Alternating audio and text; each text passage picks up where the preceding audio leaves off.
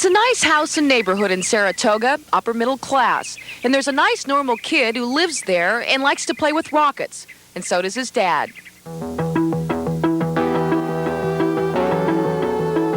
The startling truth is Bob Truax doesn't really play with rockets. He's building them in his own backyard. It's no joke, it's no hoax. Bob is a former Navy and Aerojet rocket design engineer who had a big hand in developing the Viking project, Polaris, Thor.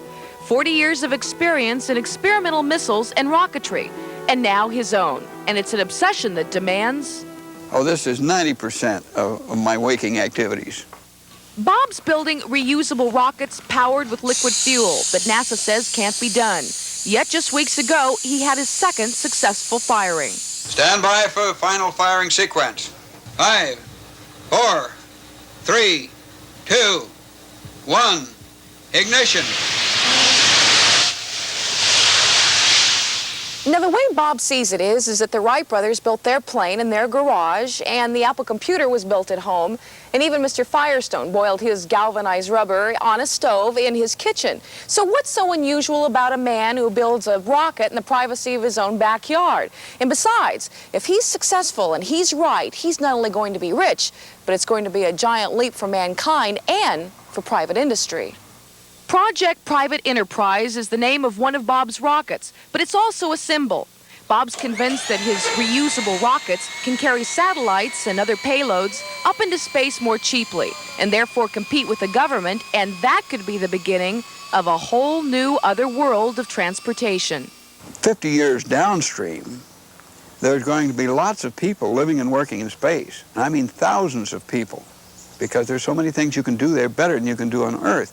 And, maybe 500 years from now, my prediction is there'll be more people living and working in space than there are on Earth. Bob believes so much in his rockets, he's already spent $250,000 of his own dollars, and he's even willing to mortgage his house and kids if that's what it took. If I thought that would make the difference between success and failure, I'd do it in a minute.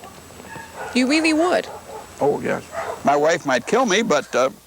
And he's using other people's money, like Felt Peters, who scraped together $40,000, every penny he owned, because he's sure Bob's idea will fly, and he will go with it, into space as Bob's first astronaut.